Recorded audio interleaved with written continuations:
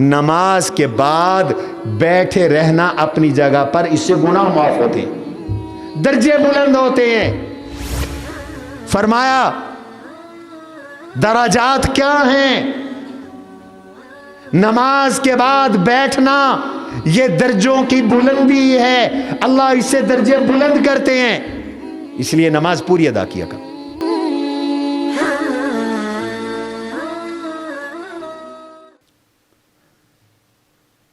فرمایا نماز جمعہ ادا کر لو، اذان ہو تو فوراً دوڑتے آؤ مسجد میں۔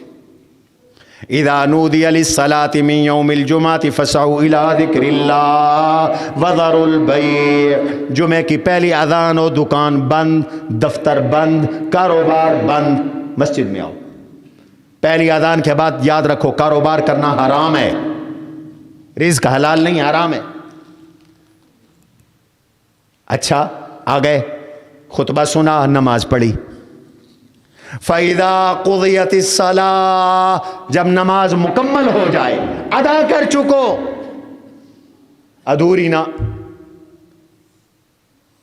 سب سے زیادہ جلدی ہم مسلمانوں کو مسجد میں ہوتی ہے، ہر جگہ تسلی سے کام ہوتا ہے، بس امام نے سلام پھیرا نہیں، ایسے لگتا ہے شیطان کچھ سوئیاں لے کے بیٹھا ہے، وہ چبھوتا ہے اور یہ اٹھ کے بھاگتا ہے، فلاں کام بھی یاد آ گیا، فلاں بھی یاد آ گیا۔ خدا کا خوف کرو، اللہ کے گھر میں آئے ہو، نماز تو پوری ادا کر کے جاؤ، دعا تو مانگ کر کے جاؤ۔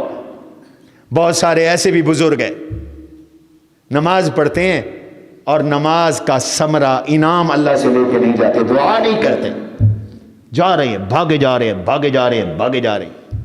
او شہر کی مسجدوں میں تو تماشا ہے، امام سلام پھیرے صحیح، ایسے لگتا ہے جیسے یہاں خدا نہ خواستہ، اللہ نہ کرے یہاں کو بم پھٹنے والا ہے، دوڑتے ہیں جوتیوں کی جگہ کی طرف، ایک دوسرے کو دھکے، اور اپنی جوتی دوسرے کی جوتی پہنی، اور جب تک مسجد سے باہر نہ جائیں سکون نہیں۔ میاں یہ نفاق کی علامت ہے، ایمان کی علامت ہے کہ مومن کا دل مسجد میں لگتا ہے، اٹکتا ہے۔ حضور علیہ الصلوۃ والسلام نے ارشاد فرمایا نماز کے بعد بیٹھے رہنا اپنی جگہ پر، اس سے گناہ معاف ہوتے ہیں، درجے بلند ہوتے ہیں۔ فرمایا درجات کیا ہیں؟ نماز کے بعد بیٹھنا یہ درجوں کی بلندی ہے، اللہ اس سے درجے بلند کرتے ہیں، اس لیے نماز پوری ادا کیا کرو، کھانا پورا کھاتے ہیں۔ وہ ایک لطیفہ سنایا ایک سعودی عالم نے مجھے،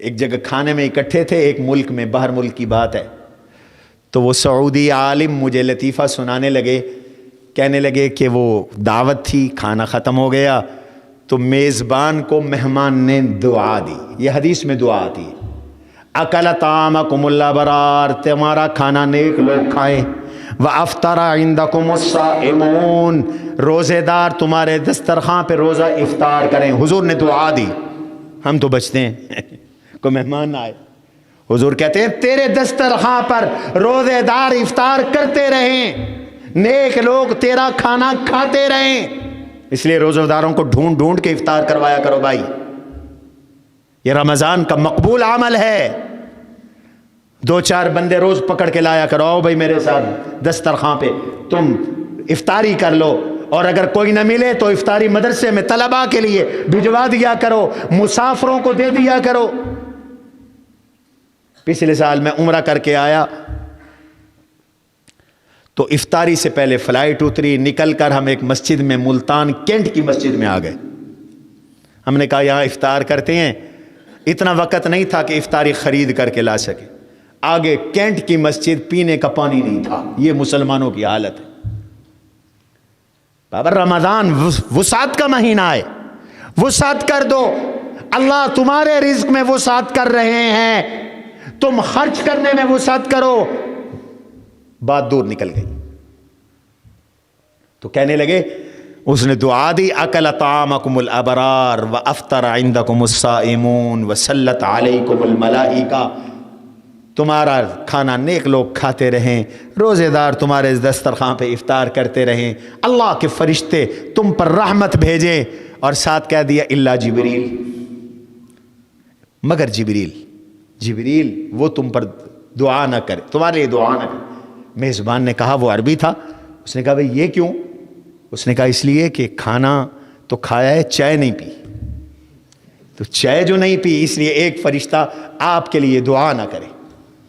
کھانا پورا کھاتے ہو، نماز ادھوری پڑھتے ہو، سنتیں پڑھو، پہلے کی پڑھو، بعد کی پڑھو، وقت نکالو، اللہ کا وقت اللہ کو پورا دو، مسجد کا وقت مسجد کو پورا دو، 5 وقت مسجد میں آؤ، نماز ادا کر کے جاؤ، برکتیں دیکھو، برکتیں دیکھو۔ یہ عادت رمضان میں بدلو، کوئی بندہ سنتوں کے بغیر نہ جائے، سنتیں ادا کرو بھائی، اللہ کو راضی کرو۔